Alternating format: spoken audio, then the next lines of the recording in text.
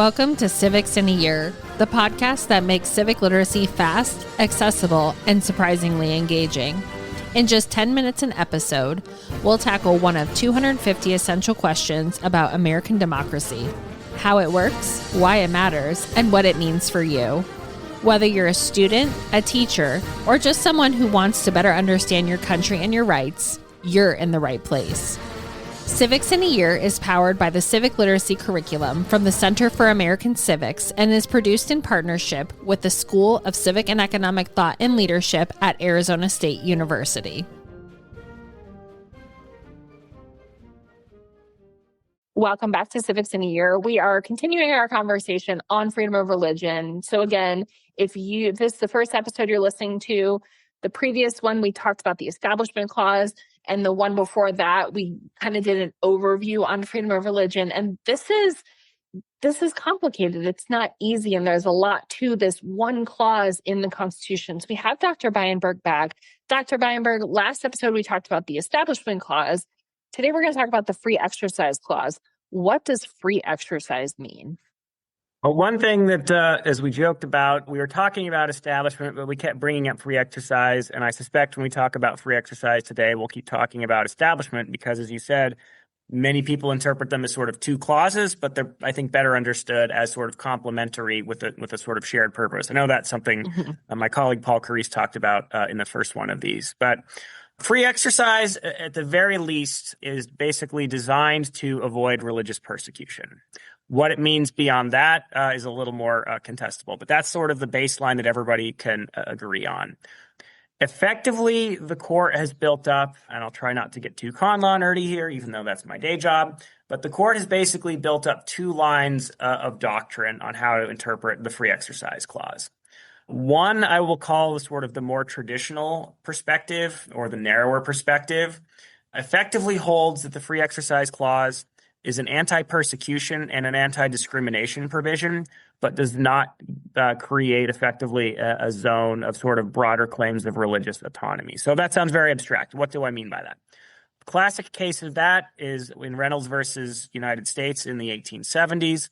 Congress, the Republicans, folks often forget this, the Republican Party platform is committed to abolishing the so-called twin relics of barbarism, which they say are slavery and polygamy. This is in the 1856 platform. They obviously can't regulate polygamy in a state because that's a federalism issue, but they certainly can regulate it in the territories, which is important because there are members of the LDS community in what is the Utah territory who are wanting to practice polygamy on the grounds that their religion dictates it.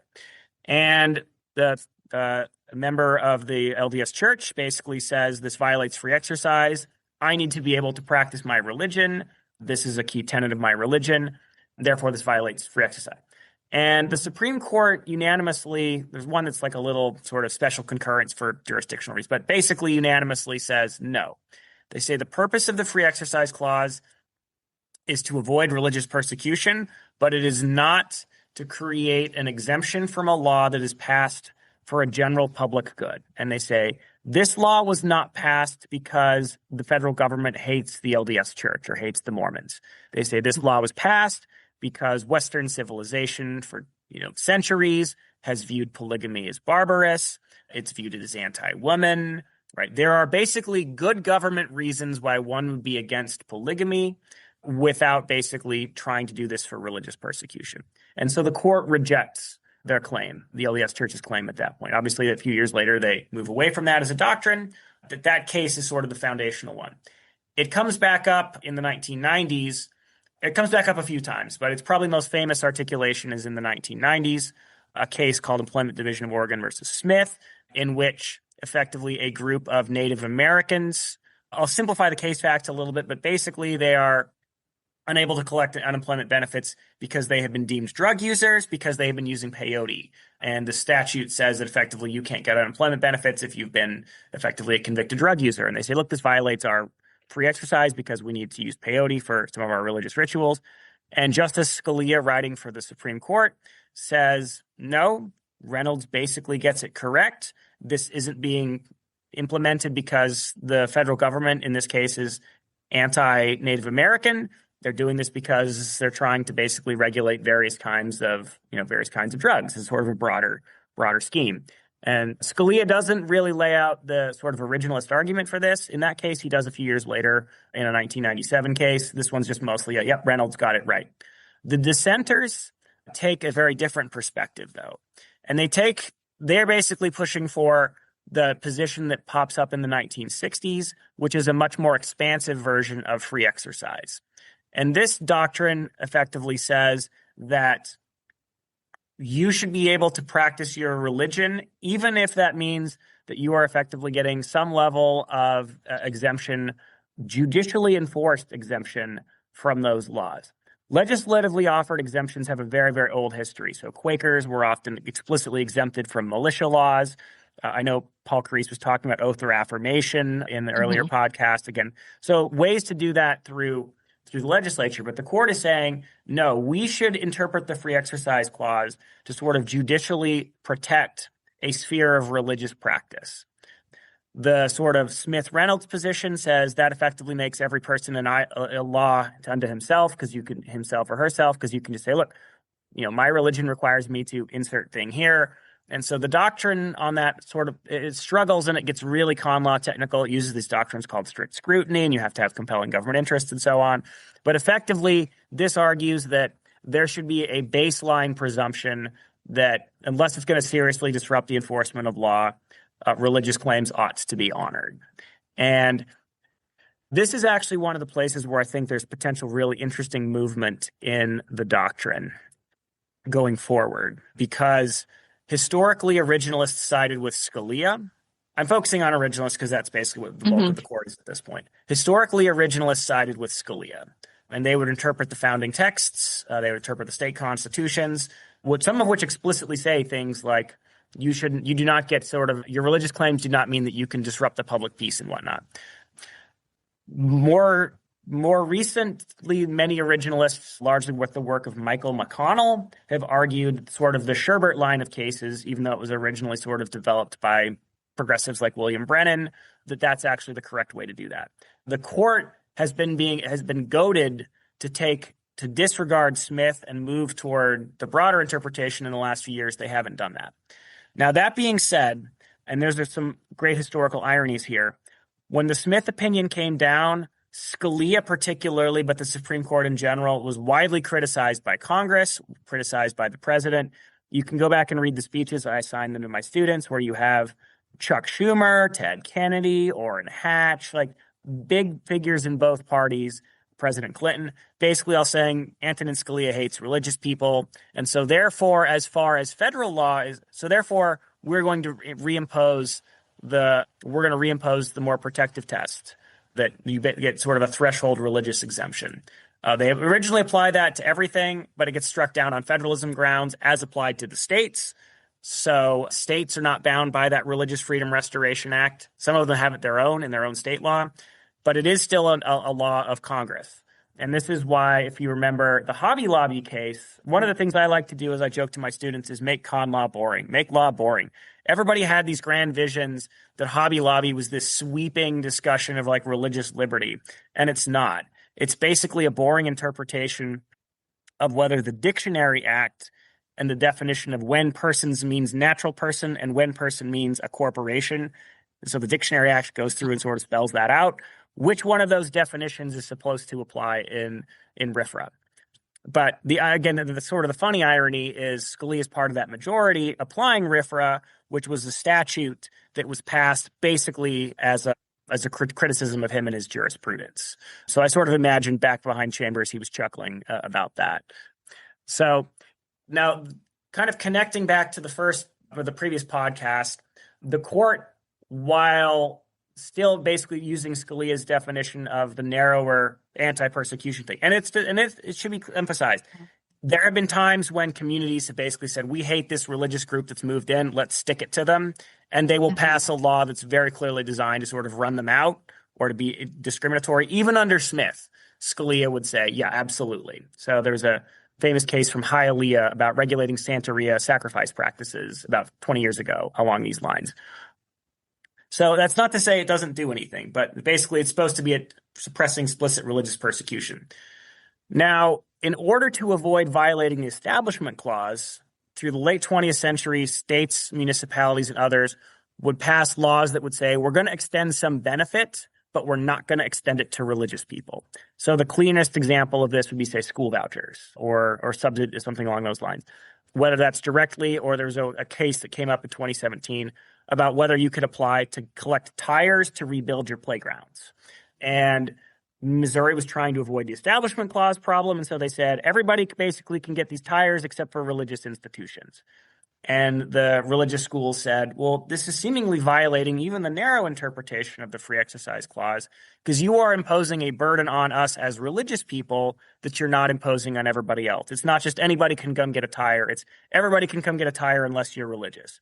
And the court in a series of cases, initially with the tire case, more recently with various kinds of school vouchers and other things, have said, no, if you're choosing to extend this kind of a benefit, you need to extend it equally. Otherwise, you will have violated the Free Exercise Clause. And that's had general support, even among some of the sort of progressives on the court that otherwise are more sympathetic to strict separation. So that doesn't seem like there's disagreement, but it is going to be interesting in the next few years to see whether, particularly as some states and communities have elevated, I would say, anti-discrimination law in a way that creates more of a tension with claims of religious belief and religious conduct. That seemingly has spurred some people to rethink whether the more expansive interpretation is correct. I don't know what the court's going to do. In the last case, several justices said we should switch. Several of them said, no, Scalia got it right. And a few of them said, we have some problems with Scalia's thing, but this is a hard case, both in terms of the history and potentially in terms of what the doctrine would look like. So when you talked about the tire case, and if I'm remembering this right, it was like to build it was a preschool within this church. Yes. And the argument is this has no religious bearing at all. We're literally building a playground for children. We Correct. Just happen to be a school that is a parochial school. So and the secular private school like next door or down the street can get the tires and we can't. Mm-hmm. So this might be a complicated question, but how do I know if I'm looking at something, if it's a free exercise issue or if it's an establishment issue? Because it does feel like it is so just complicated to answer, because there are cases where I'm like, well, maybe it's free exercise, maybe it's establishment, maybe it's speech. Like, there's not really a clear line, or is there? So generally speaking, when someone is filing a case, they're going to say it violates free exercise, and then they'll sort of put as a coda, and if we win, it doesn't violate establishment. So there's a lot of cases like that. And some of them get pretty complicated in the fact pattern. So, as I said, the court has been basically saying you have to extend those same sorts of scholarships. The tire case, in some cases, easy, right? Because it literally is basically like kids run, like we don't want the kids scuffing their knees on concrete on the playground, like the tire mulch is softer or whatever, right? Mm-hmm. But there's a really interesting case from about 25 years ago, which is, can a state withhold basically educational funding for people who are going to be trained into the ministry specifically, right? Since that really then triggers more of the core establishment concerns about basically the state getting involved with and participating in religious instruction. Back at the time, even some of the justices like Rehnquist, who said, yeah, they're reading the Establishment Clause too expansively. It's fine to have sort of school vouchers to a Lutheran school. Even Rehnquist said, but an actual minister getting trained, that has some Establishment Clause concerns.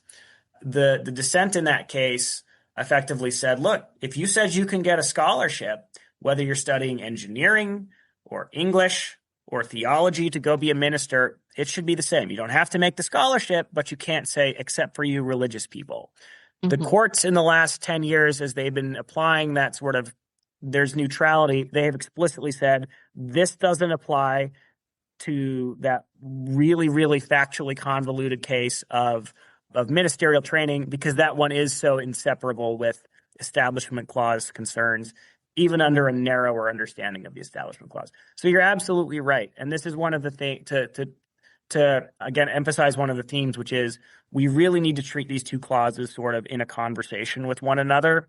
And for a long time, the court was treating them completely separable in a way that would then create these real tensions, because one line of case law from the exercise was now in tension with one line of case law from establishment.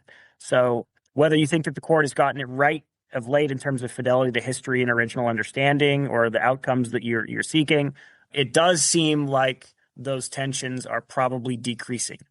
If, by narrowing the establishment clause, if they push to have the more expansive interpretation of free exercise, then some of those things that had been seemingly being simplified make it much more complicated again. So I think that's probably one of the 3 or 4 probably most interesting places where I genuinely have no idea what the court is going to do in the next few years, because it's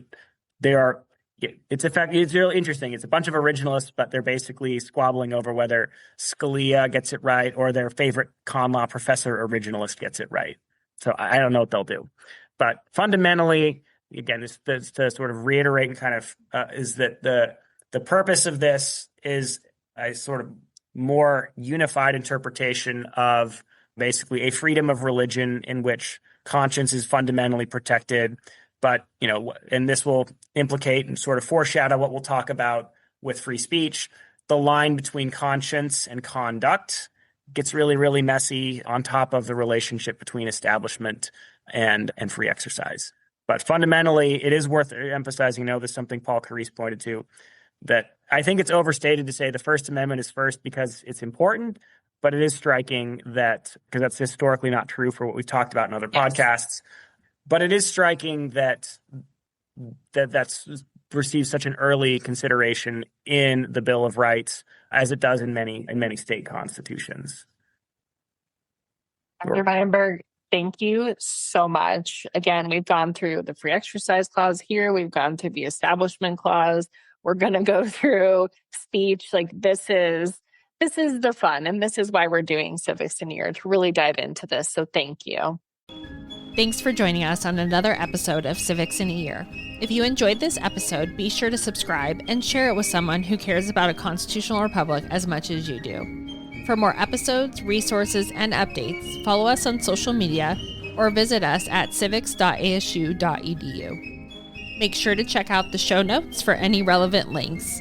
Special thanks to the United States Marine Band for their performance of the Stars and Stripes Forever. Let's keep building a stronger constitutional republic, one episode at a time.